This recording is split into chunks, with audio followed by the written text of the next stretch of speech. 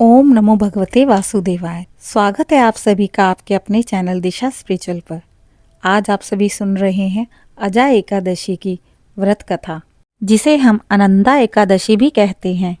वह दिव्य तिथि जो 19 अगस्त मंगलवार के दिन पड़ रही है, जब साधक अपने भीतर छिपे पाप रूपी अंधकार को दूर करेगा और श्री हरि विष्णु के चरणों में भक्ति का दीप प्रज्वलित करेगा। अजा एकादशी केवल उपवास का नियम नहीं, बल्कि आत्मा की शुद्धि का महापर्व है। और देखिए, जब श्रद्धा से व्रत किया जाता है तो कैसा अद्भुत चमत्कार होता है।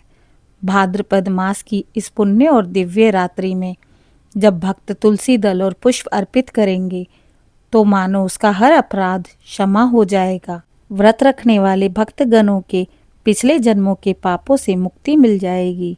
जीवन में नई आशा, नई दिशा, नया प्रकाश जागृत होगा।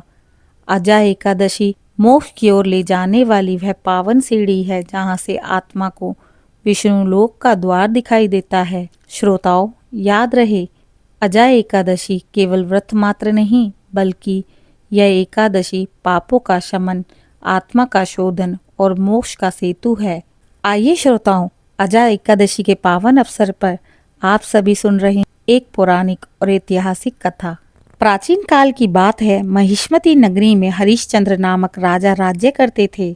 वे सत्य प्रिय, धर्मनिष्ठ और दानवीर थे, किंतु एक समय उन पर अत्यंत कठिन संकट आ गए। एक दिन राजा हरिश्चंद्र वेदनापूर्ण होते हुए ईश्वर से हाथ जोड़कर कहते हैं, हे प्रभु, सत्य की रक्षा करते करते मैंने राज्य, धन, परिवार सब कुछ गंवा दिया। अब शमशान में चांडाल का दास बनकर कार्य कर रहा हूँ। क्या यही मेरे जीवन का भाग्य है? राजा दुख और वेदना से व्याकुल थे। तभी वहां एक तेजस्वी ऋषि प्रकट हुए। उन तेजस्वी ऋषि का नाम था महर्षि गौतम। वह बहुत ही विनम्र स्वर में कहते हैं, हे राजन, दुखी मत हो। यह सब तुम्हारे पूर्व जन्मों के पापों का फल है, परंतु एक उपाय मैं तुम्हें आज बताता हूँ, जिससे तुम्हारे सारे पाप नष्ट हो जाएंगे।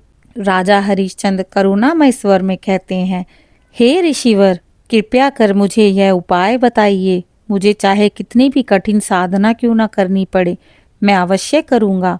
महर्षि गौतम विनम्रता पूर्वक कहते हैं, हे राजन, भाद्र मास के कृष्ण पक्ष की एकादशी, जिसे अजा एकादशी अर्थात उसे अनंदा एकादशी भी कहते हैं। अनंदा का अर्थ है जो एकादशी अन्न, सुख, समृद्धि और पुण्य का दान देती है। इस दिन यदि श्रद्धा और नियम पूर्वक से तुम व्रत करोगे, भगवान विष्णु जी की पूजा तुलसी दल अर्पण कर नियमानुसार करोगे, तो तुम्हारे जीवन के सभी पाप नष्ट हो जाएंगे। तुम अवश्य ही यह व्रत करो, तुम्हारा उद्धार होगा।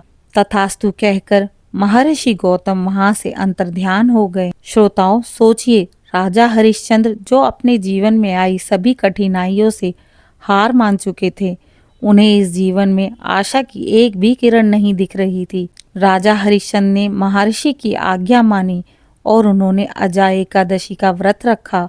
दिन भर उपवास किया, भगवान विष्णु का नाम जपा, रात्रि में जागरण कर भजन कीर्तन किया और अगले दिन जरूरतमंदों की सहायता की। जब द्वादशी का दिन आया, अद्भुत चमत्कार हुआ। राजा के सारे पाप नष्ट हो गए। उनका खोया हुआ राज्य, पत्नी, पुत्र सब कुछ वापस मिल गया।